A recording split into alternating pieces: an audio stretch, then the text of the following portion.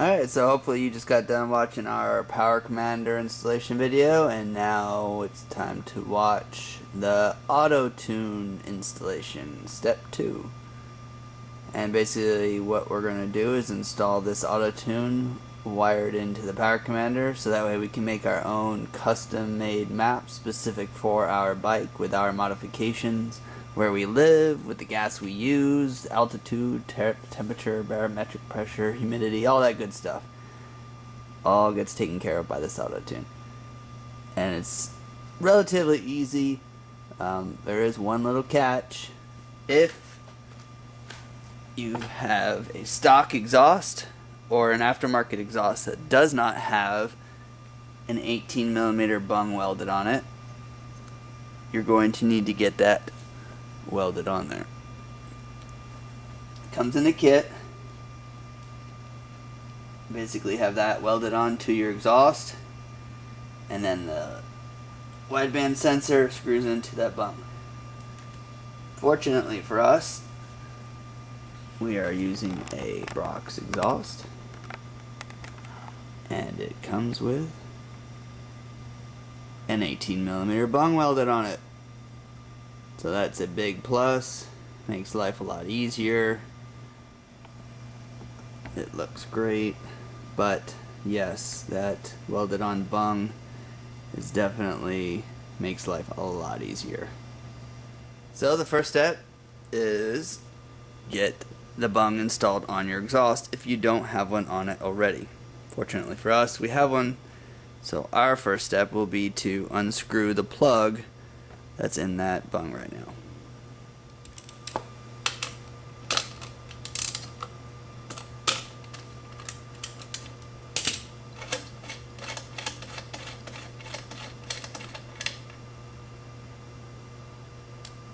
There you go. Now you take the O2 sensor. Comes pre-lubed with some anti-seize, and you just install it in there. So basically what that's going to do is it's going to sniff the fumes coming through here, analyze them, send the signal up to the wideband, or Autotune, sorry. Send the signal up to the Autotune, which then is going to return information to the Power Commander, and it's all going to adjust accordingly. And then again, the goal is that this fine-tunes your map all the way down to where the map is almost spot on, exact with what you need. And the only variances will be slight temperature changes, a little altitude change, or variance in your gas. So again, your goal is to get a 99% perfect map, and that last 1% being variations in air temperature, humidity, and the gas you use. And that's why the beauty of leaving it on is it's always going to adjust for those little tiny changes. You don't have to, you can unplug it and then just run the map and be fine as well. But if you want it 100% perfect all the time, just basically like a car. Cars do the same thing. They have a closed loop system where they're constantly monitoring everything, and then they adjust the mapping accordingly. That's what this would be doing. Alright, so then what you want to do is go ahead and run the wire basically exactly where the stock O2 sensor was, through these little holes right here, going behind your clutch cable, and basically you just want it up out of the way. And you're going to take your wire harness that was included, put it in there, and remember, it only can go in one way, so make sure you're installing it correctly with that grooved part going into the slot there. Push it in all the way and lock it into place. And now you're going to run these wires up to where your Power Commander is. And again, don't worry if you don't have a bung on your exhaust. If you are running a stock exhaust or you're running a different brand that doesn't have it on it, it's not that big a deal. This bung, most weld shops in your town will weld that on there for about 15, 20, 30 bucks. Literally, you just take the header off, bring it over there, and say weld this on. The one thing you want to do, it's really important, take a black Sharpie and put a dot on your exhaust, draw a little circle where you want them to mount this bung on it. Don't just hand them an exhaust and say mount the bung on it. Why? Because what happens if they mount it right here and it's pointing right into the motor? So you want it mounted in this area here, and you also want it mounted angled upwards. You don't want it down, because what happens, you get condensation in here, it gets into the sensor and ruins it. So make sure that when you draw your dot, don't draw it down here, don't stick it, you don't want it right into the, you want it right about where this one is, angled upwards. And this is actually the cleanest look too. Yes, your lower cowl is going to be on there anyways, it won't matter, but you want it upwards so that it doesn't get in the way of anything. So again, make sure you draw the circle on it. Don't just hand them a header and say, here, weld this on it. And all you got to do is just call any local welding shop, even muffler shops mostly, and just say, hey, I need a bung welded onto my exhaust, and they'll take care of it, no problem. So once you got that wired up here, you're going to take the rest of this wire and run it up into, right on top of the power commander. One quick note, you'll see that these have these really nice soldered tips on the end of it. You do not want to cut those, and you don't want to bend them. If you're going to bend anywhere while you're shoving the wires through the frame, do that. Because if these things get all bent up, when you're installing these into the back of the Autotune, it's a lot harder to get in if they're not nice and straight and solid. So don't damage the tips, don't bend them, don't cut them off. Just take the wire like this and then feed it where you need to, so when it gets up there, these are nice and straight. Alright, so once you got the wires up here, next you're going to run them into the back of the Autotune. And again, you want to make sure that these have nice straight tinned ends on them, and just do one wire at a time. Match the colors, make sure they're correct. And here's the trick, there is a little boot on the back of these. You have to push through the boot, and you don't want to just jam it in there or you're going to bend the tip. So don't just jam and bend the tip. Make sure that you slowly just wiggle, and eventually it'll pop through the boot. You also want to back these screws out just a little bit, maybe like a half a turn. Do not unscrew them all the way, you'll strip it and ruin them. So if you do that, you ruin it and now you gotta buy a new one. So don't do that. If there's any resistance when you're backing them out, any at all, stop. That means you're going too far. There should be like literally no resistance. Most of these are already all the way out. Alright, so now we're going to go ahead and take one wire at a time, and again, make sure that you don't bend the end while you're screwing it in there, sliding it in there. You want to make sure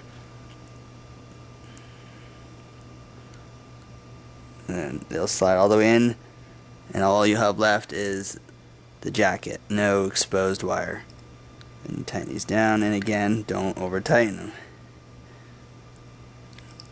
Give it a little tug. It's always important because you don't want a wire to come loose.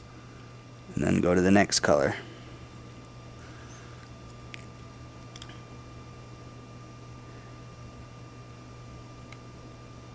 Again, all the way in. No wire, no bare wire exposed. Tighten it in. Do not over tighten these screws. Tug and go on to the next one. Alright, so one more time, double check your wires. Blue, red, yellow, black, gray, white. They're all good. Now all that's left is your power and your ground. Alright, so basically you need a ignition on, power, and a solid ground. Now ignition on means that when you turn the ignition, it gets power. When you turn the ignition off, your key off, the power goes off. If you hook this directly to the battery, it will be on all the time and it'll drain your battery, and that won't make you very happy. So make sure that you do ignition on, power for this, and ground this solid to the frame or to the battery terminal. So inside this fuse box right here are 3 fuses. The third one is your 10 amp lamp fuse. So you pop that one out. There's a little connector here. You stick it in the fuse, shove the fuse back in there, and you've got ignition on power. And then you tap this, run that to a frame up here or your battery, and then you're good to go. Alright, so here's what we did for the cleanest install. As you can see, we trimmed the wires down. They come like 3 feet. You don't need that much, just enough here for the power. We took the included eyelet for the ground, ran it inside the boot, connected it to our battery. So we got the ground there. Power going to the 3rd fuse. Again, the 3rd fuse. One on the bottom right here, the last red one. You want it on this side too, so that the fuse is getting work. If you put it on the left side, then it's always on. If there's any problems, the fuse pops, it's still getting power. So put it on the right side, and you basically put it into the prong and shove the fuse in there. And now you have a fused power source, ignition on. Real quick and easy. And close the box down. And what we're going to do is mount the Autotune underneath the power commander, because you're going to pull the power commander up every once in a while. You might plug in modules until you may check it out, so it's better actually to have this underneath it. Just to give you a better view of what it finally looks like installed. The Autotune actually fits really nice on the back side of the ECU because it's got the hump in it. Obviously we haven't velcroed everything down yet, but then the power commander sits right on top of it. Tuck the wires up out of the way. Nice clean install. Plenty of room. Close your seat back up. And basically what you want to do now is just turn it on. Turn the bike on and make sure. Hence again why your power commander, you want it loose so you can plug in peripherals, plug in the USB cable, whatever you got to do with it. So now you want to turn the bike on and just make sure, not starting it, just plugging, turning the bike on. Make sure your green light comes on. It's going to blink a little bit while the sensor is heating up. And once the sensor heats up, it'll stop blinking.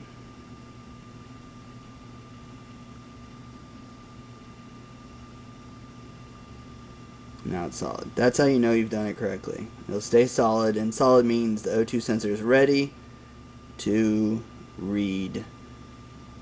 And then your power commander gets the signal and builds you the custom map. Next, you want to plug the power commander in to your laptop and turn on the Autotune feature. Almost forgot one important step. Connect the power commander to the Autotune using the included CAN bus cable. So it plugs into the power commander and then runs down to the Autotune. That has to be connected, otherwise they don't communicate together. That cable is the communication between the power commander and the Autotune. So make sure to do that before you hook up to the laptop and go for it. Alright, so now that you've got your power commander plugged into your laptop, you're going to hit Control F for features, and then you're going to go over here and you're going to turn on your Autotune. If you'd like to, you can configure it. Basically this is going to be how long it takes to get up and running. You can turn that off if you want, set it to a lower amount. It's totally up to you. It's basically saying that you're telling it wait 60 seconds before you start reading and taking measurements. Required engine temp. This is all is like advanced features per se, but I'm just showing you so you can at least understand what it is. And then max emit, and then you want to leave those at 20. Basically that's saying that the power commander and the Autotune are only going to do up to 20% changes before you have to actually apply them and then reset it. Just in case something went haywire, you don't want it flooding your motor with 100% too much fuel. So it's a safety feature. Again, you can change it if you'd like, but it's best to just leave it at 20. Obviously you only have one cylinder, so you leave that at 1. And that is good. And you hit OK, and that's applying your settings. And now you're going to have a target AF map.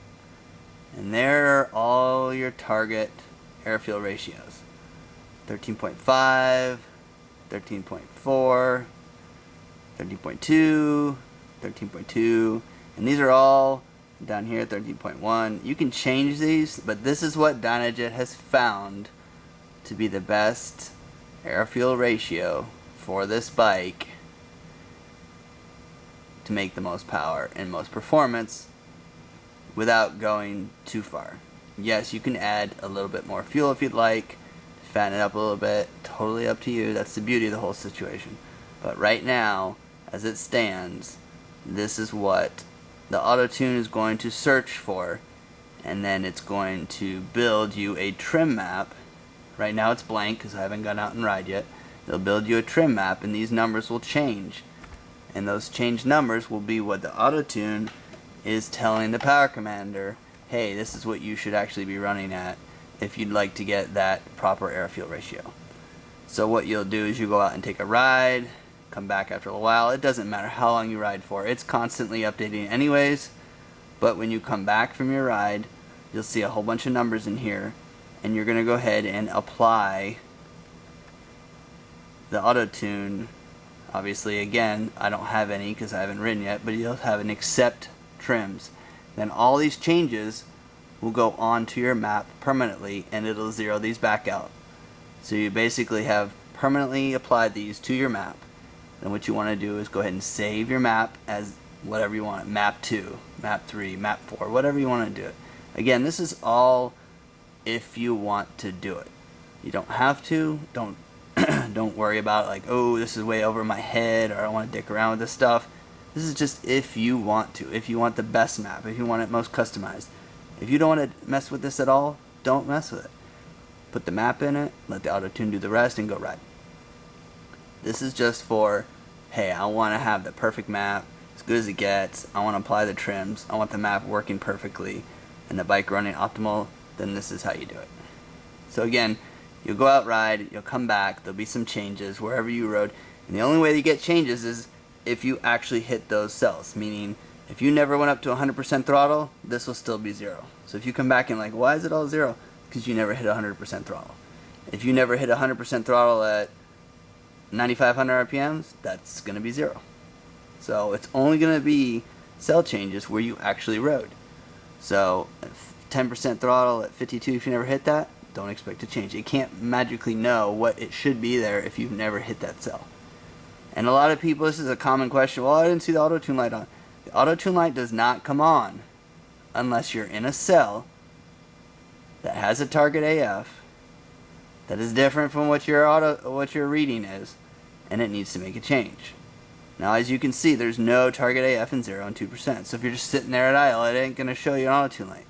Now, if you are on a dyno and you peg the throttle wide open and you're all the way over 100%, and then it sees some changes, you'll see the Autotune light come on. So don't fret if you don't see it coming on, because it's not going to come on unless it actually is making changes. So again, review, go out and ride, get a trim map built, apply it to your accept the trims, which will apply it to your map, save it, and then send it back to your power commander. And you'll see those trims get smaller and smaller and smaller, and that means your map is getting better and better and better. Once they become just 0s, 1s, and 2s, that's the perfect map for all intents and purposes. The only variation, again, is going to be the oxygen outside, if it's cooler, or if it's hotter, or if you have some new gas that you tried. That's going to be, temperature or the different gas. Or if you go into extremely different altitudes, go down to sea level, go up in the mountains, then obviously it's going to change a little bit. So that's how you do it. That's how it works. Very easy to do. We've been selling these for 15 years. Everybody, there's millions of them across the world that have these things, so it's super easy to use, and it really just makes your bike run better. You just can't beat it. So if you enjoyed our video, please make sure to give us a thumbs up, give us a like there on the button, and please support our cause by subscribing to our channel. We really appreciate it. We've got obviously a lot more videos coming on this, and a lot more information and stuff we're going to share with everybody. Of course, that's our goal, is to help everybody understand the bikes better, know what they're doing, know how to use it, see how it works, and that's what we're here for. So please subscribe to the channel, and if you have any other questions, you can check us out. We are on Facebook, we're on the forums, we're on Instagram, Twitter, and of course, always check us out at HardRacing.com.